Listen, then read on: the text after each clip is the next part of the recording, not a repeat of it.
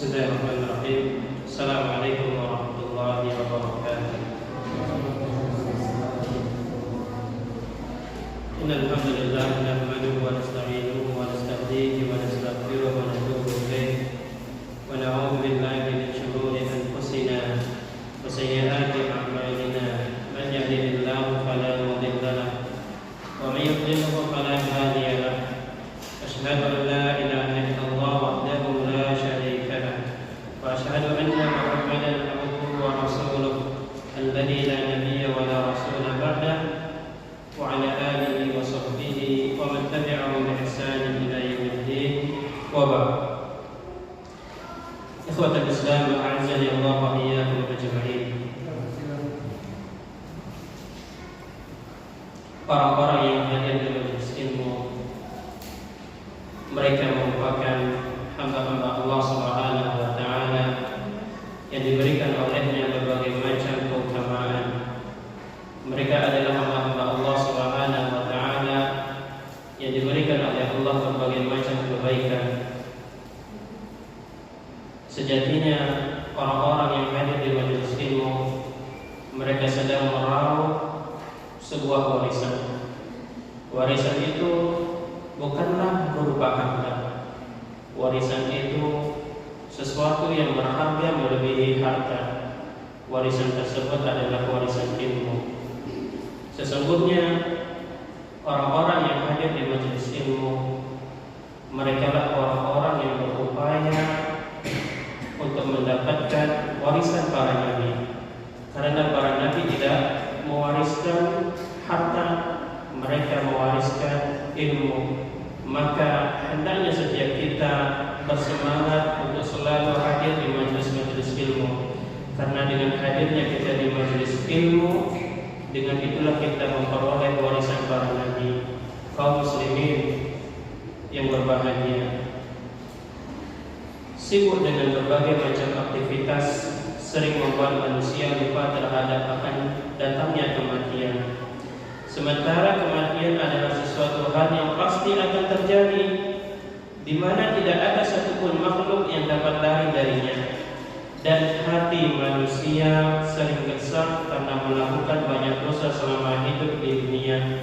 Salah satu cara kita mensucikan jiwa kita adalah dengan mengingat kematian dan perjumpaan dengan Allah Subhanahu wa taala.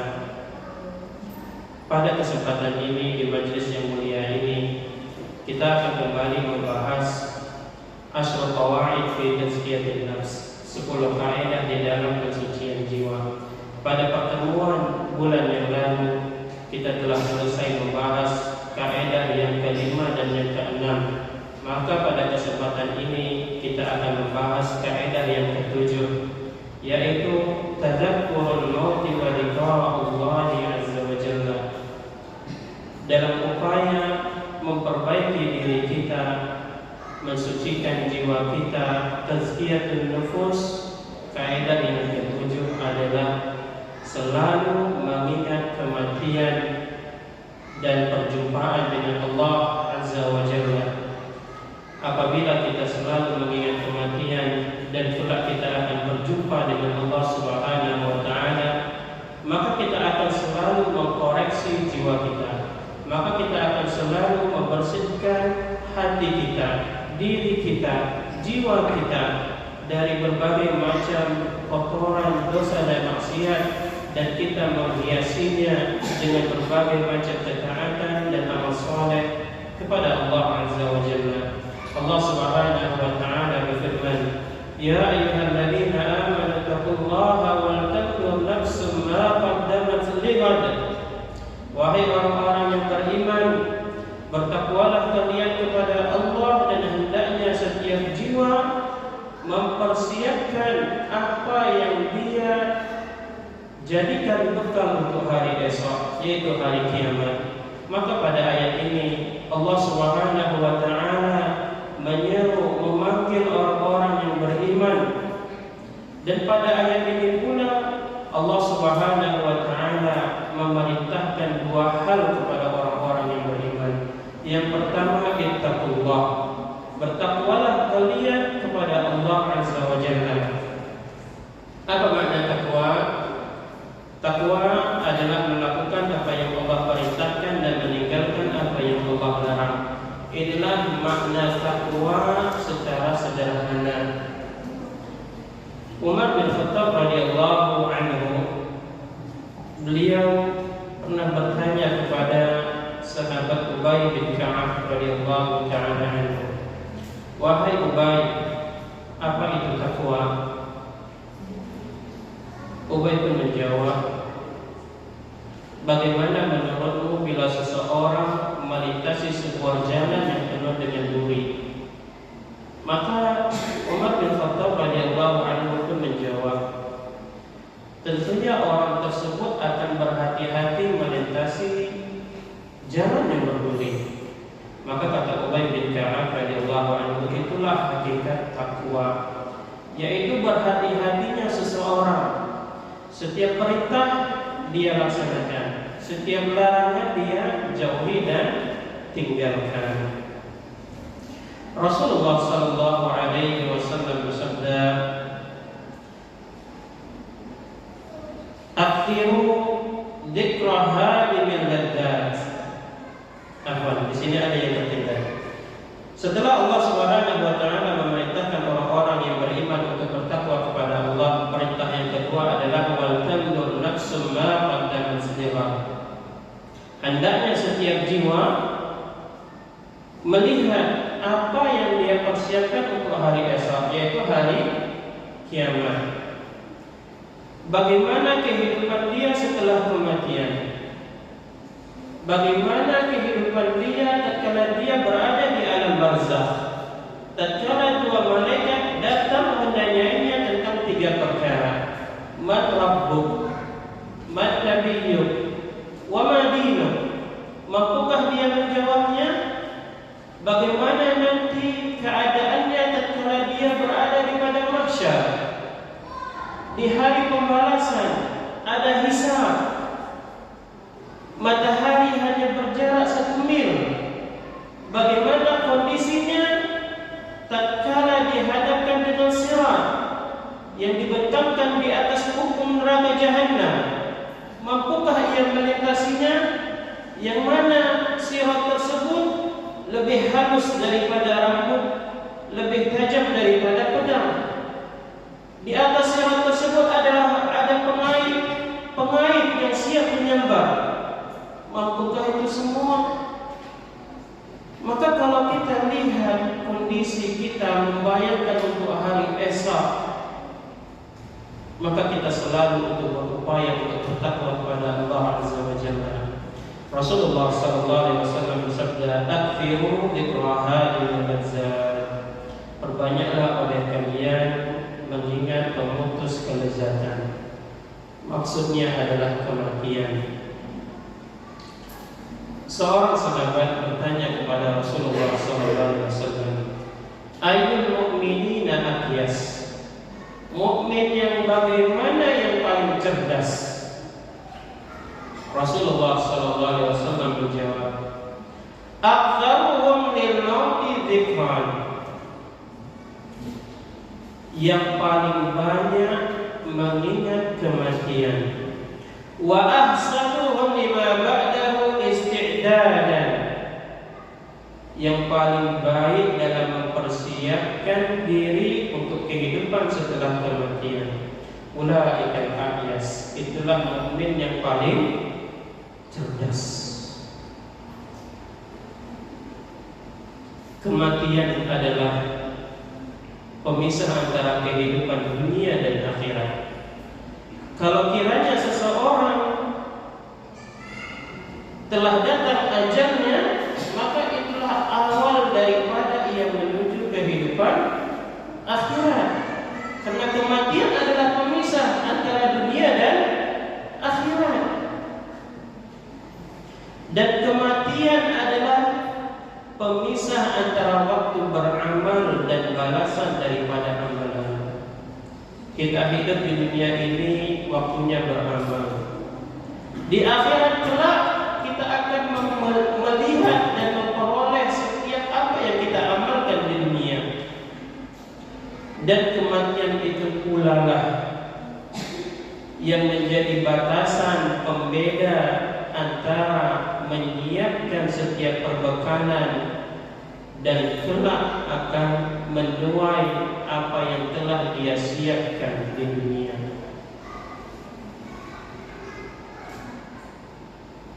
Makanya di sini Ali bin Abi Thalib radhiyallahu anhu ia berkata, "Irtahalatid dunya mudbiratan." Dunia itu pasti pergi. Wartahalatil akhiratu muqbilatan. Dan akhirat itu pasti mendatangi kita. Walikulli wahidatin minhuma banun. Dan ternyata setiap keduanya memiliki anak-anak. Dunia punya anak-anaknya, akhirat juga punya anak-anaknya. Fakunu min abna'il akhirah. Maka jadilah kalian anak-anak akhirat. Wala takunu min abna'id dunya. Dan janganlah kalian menjadi anak-anak dunia. Fa innal yawma 'amalun wala hisab.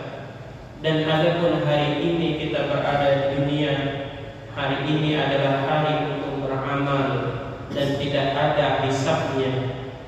Wa qad hisabun wala amal. Dan adapun kelak di akhirat adalah hari perhitungan dan tidak ada lagi seorang pun mampu untuk beramal. Maka ketahui ikhwan wa akhwat fiddin, tidak ada lagi kesempatan untuk bertaubat, untuk beristighfar, meminta ampun kepada Allah Subhanahu wa taala dari dosa-dosa yang pernah kita lakukan tatkala telah datangnya kematian. Dan tidak ada lagi kesempatan untuk memperbanyak amal-amal saleh, untuk memperbanyak ketaatan kepada Allah Subhanahu wa taala tatkala telah datang tibanya waktu kematian. Allah Subhanahu wa taala berfirman, "Wa laysat at-taubatu lil ladzina ya'maluna as-sayyi'at hatta idza hadara ahadahum al-maut qala inni tubtu al-an." Tidaklah taubat itu diterima oleh Allah Azza wa Jalla bagi orang-orang yang melakukan perbuatan keburukan hingga salah seorang di antara mereka didatangi oleh kematian, ia pun berkata, "Inni tubtul an." Sekarang aku bertaubat. Maka ini menunjukkan dalil bukti bahwa taubat seseorang tidak diterima oleh Allah Azza wa Jalla apabila kematian telah datang menemuinya. Dan Nabi SAW mengatakan di dalam hadisnya bahwa ada dua perkara yang mana Allah Subhanahu wa taala menutup pintu taubat bagi seseorang. Yang pertama, tatkala ajal telah datang menjemput. Rasulullah SAW bersabda, "Inna Allah Ta'ala yaqbalu taubatal 'abdi ma lam yughargir." Sesungguhnya Allah Ta'ala menerima taubat seorang hamba ma lam yughargir, apabila nyawanya itu belum sampai ke kerongkongannya. Ini menunjukkan bahwa selama nyawa kita masih di kandung badan, maka Allah Subhanahu wa taala masih menerima taubat kita. Namun apabila ajal telah datang menjemput, maka kesempatan untuk taubat itu sudah tidak ada lagi. Ini yang pertama. Yang kedua, taubat seorang hamba itu tidak diterima apabila hari kiamat telah tiba. Rasulullah SAW bersabda, "At-taubatu mabsutatun ma lam tatlu'i syamsu min maghribiha." Taubat itu selalu dibentangkan selama matahari belum terbit dari tempat terbenamnya. Maksudnya adalah hari kiamat. Maka sepanjang dunia ini belum kiamat, maka Allah Subhanahu wa taala masih menerima taubat.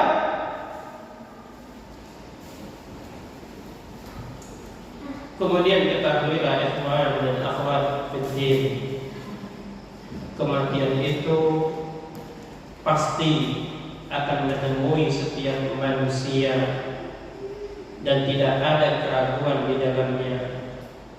Allah Azza wa Jalla berfirman, "Qul innal mauta alladzi tafirruna minhu fa innahu mulaqikum." Sesungguhnya, katakanlah sesungguhnya kematian yang kalian lari darinya, fa innahu mulaqikum, maka sesungguhnya kematian itu akan menemui kalian. Dan Allah Azza wa Jalla berfirman di ayat yang lain, "Ainama taqulu yudrikumul mautu walau kuntum fi burujin musyayyadah." Dimanapun kalian berada, maka kematian akan menemui kalian walaupun kalian berada di benteng-benteng yang tinggi lagi kokoh. Maka ini menunjukkan bahwa setiap kita pasti akan mati. Tidak ada tempat untuk berlindung. Tidak ada tempat yang bisa dijadikan kita berlindung darinya, dari kematian. Dan kematian itu bahkan datang kepada orang yang sedang tidur secara tiba-tiba. Di malam harinya dia tidur, ternyata esok harinya dia sudah tidak bernyawa. Kematian itu datang secara tiba-tiba, tidak ada konfirmasinya, tidak ada notifikasinya. Kapan diinginkan seseorang itu wafat, maka dia akan wafat secara tiba-tiba atas kehendak Allah Azza wa Jalla. Allah Subhanahu wa taala berfirman, "Fa idza jaa ajaluhum la yastakhiruna sa'ah wa la yastaqdimun." Apabila telah datang ajal mereka, maka mereka tidak mampu mengakhirkannya walaupun sesaat, dan juga tidak mampu dipercepat. Ajal itu akan datang menghampiri kita sesuai dengan kehendak Allah. Sudah ada aturannya, tidak bisa dipercepat dan juga tidak bisa diperlambat. Fakam min insanin kharaja min baitihi yaqulu sayyaratahu faraja'a mahmulan 'ala al-aqfan. Betapa banyak orang-orang yang dia keluar dari rumahnya mengendarai kendaraannya, ternyata dia pulang ke rumahnya dalam keadaan terbungkus kain kafan. Banyak tidak? Tatkala dia keluar dari rumahnya, dia kendarai kendaraan, qadarullah, terjadi kecelakaan, meninggal. Atau dia kendarai kendaraannya, terjadi musibah longsor, menimpanya, meninggal. Tatkala mengendarai kendaraan, pohon tumbang, menimpanya, qadarullah, dia pun meninggal. Ini menunjukkan apa? Kematian itu datang secara tiba-tiba. Ada orang yang tidur, esok harinya sudah tidak bernyawa. Ada orang yang mengendarai kendaraan, ternyata dia pulang ke rumahnya dalam keadaan sudah tidak bernyawa. Wa kam min insanin qala li ahlihi hayyi'u li ta'aman famata wa lam yat'amhu Betapa banyak orang-orang yang dia berkata kepada istrinya, dia berkata kepada keluarganya, siapkan makanan untukku. Ternyata dia meninggal, padahal dia belum makan makanan yang telah disiapkan oleh istrinya atau keluarganya. Ada tidak? Ada. Dia minta tolong kepada istrinya, siapkan makanan untukku. Makanan sedang disiapkan. Sebelum makanan itu diantar, ternyata dia sudah meninggal. Atau makanan itu sudah dihidangkan, belum lagi sempat dia makan, dia sudah meninggal. Ini menunjukkan bahwa kematian itu bisa datang kapan saja, secara tiba-tiba. Wa kam min insanin labisa sawbahu wa zarra zirarahu wa lam yafukka zirara sawbihi illa al-ghasil. Betapa banyak orang-orang yang dia memakai pakaiannya, dia kencingkan bajunya, ternyata tidak ada yang membukakan kancing bajunya kecuali orang-orang yang memandikan jenazahnya. Ini menunjukkan kematian datang secara tiba-tiba, tidak ada notifikasi, tidak ada reminder, tidak ada yang mengingatkan. Esok hari engkau meninggal, ada? Tidak ada. Ini menunjukkan apa? Kalau kita ketahui kematian ini datang secara tiba-tiba, apa yang sudah saya persiapkan untuk menghadapi kematian tersebut? Amal soleh apa yang sudah aku persiapkan tatkala aku akan berhadapan, bertemu dengan Allah Azza wa Jalla? Kalau kita ketahui kematian itu datang secara tiba-tiba, dan terkadang seseorang menemui ajalnya dalam keadaan tragis. Nabi SAW ajarkan kepada umatnya pentingnya berdoa, memohon perlindungan kepada Allah dari kematian yang mengerikan. Apa itu kematian yang mengerikan? Kematian karena kecelakaan, misalnya tabrak, atau misalnya kendaraannya terguling, atau misalnya kendaraannya itu apa? Masuk ke dalam jurang. Ini kan kematian yang mengerikan, tragis. Atau misalnya terjatuh dari tempat yang tinggi.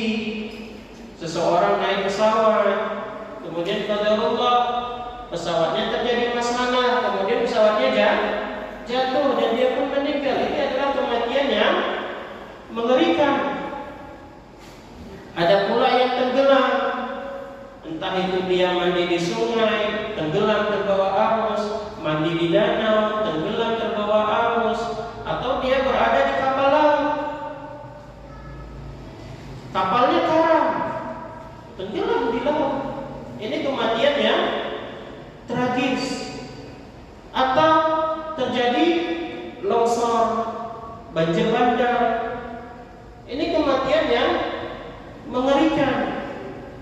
Nabi SAW mengajarkan kepada kita sebuah doa, meminta perlindungan Allah SWT agar kita dijauhkan dari kematian yang mengerikan.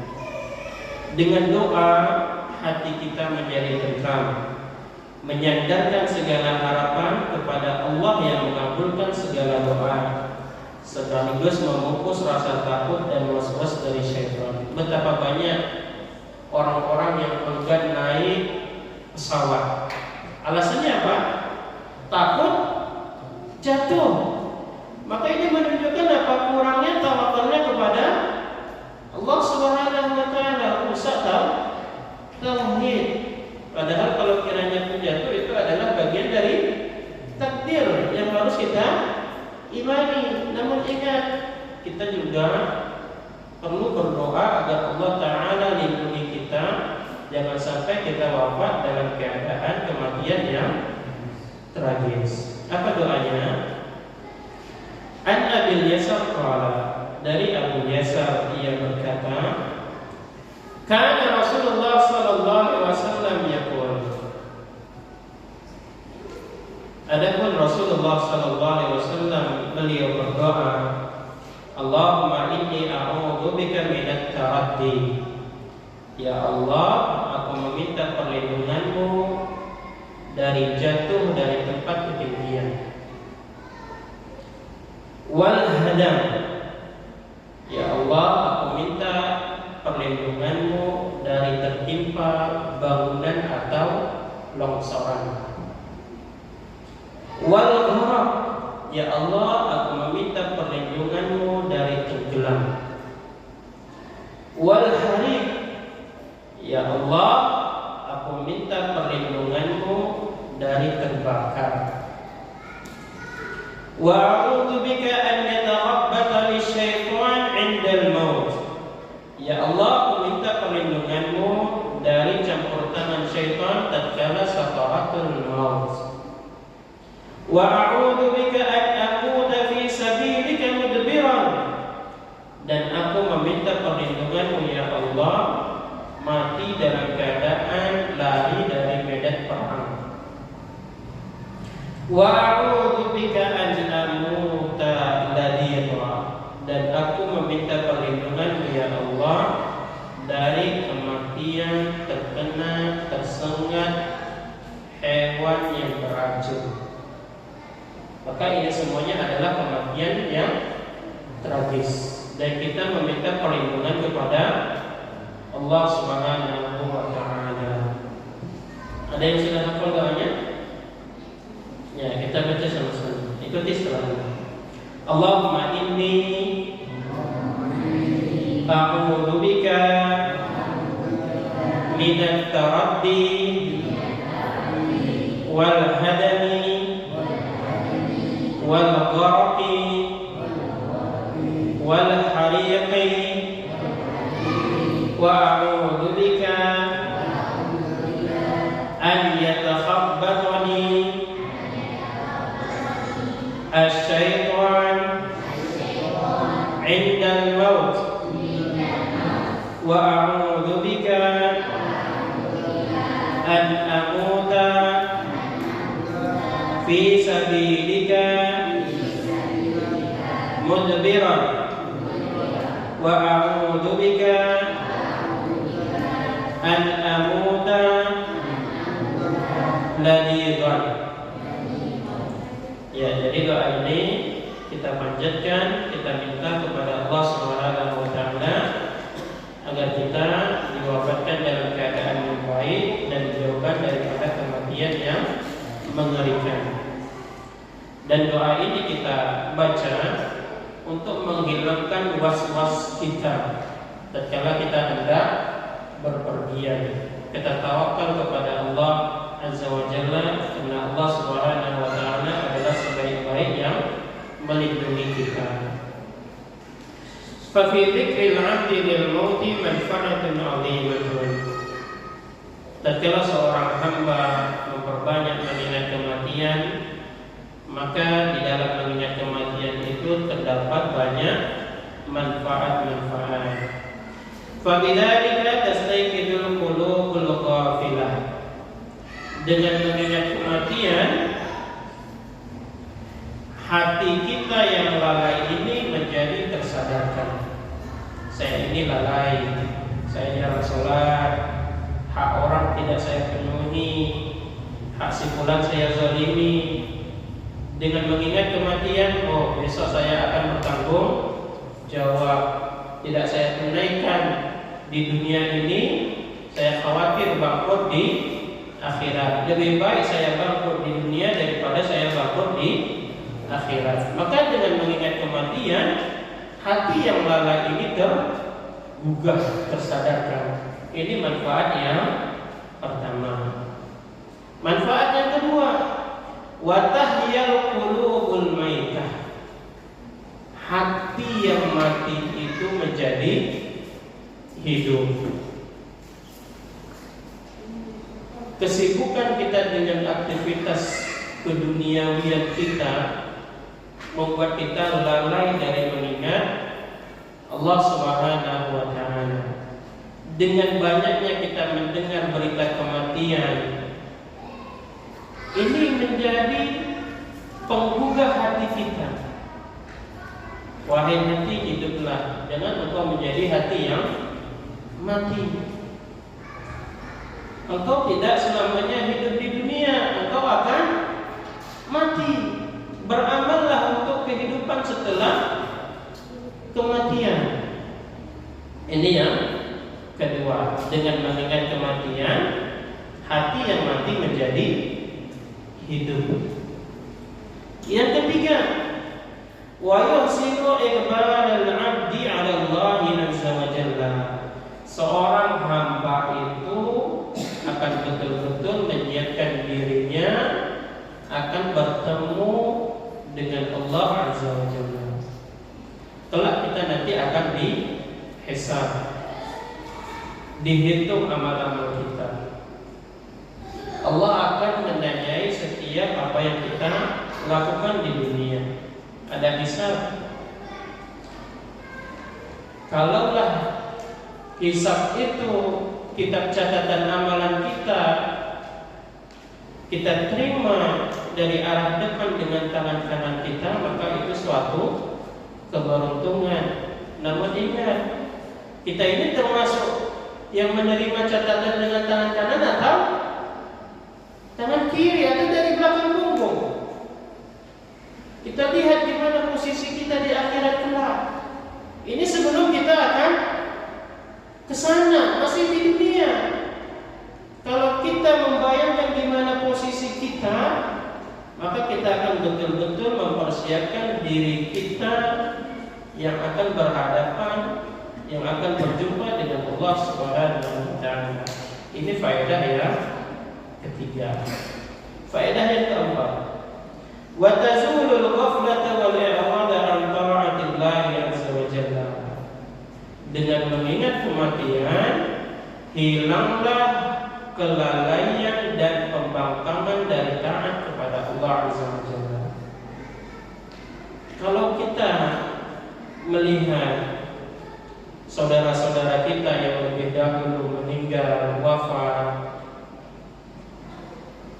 bagaimana kehidupan setelah kematian, ada alam barzakh, ada perjalanan seterusnya, maka akan hilang kelalaian kita, maka akan hilang pula pembangkangan kita terhadap ketaatan kepada Allah azza wa jalla.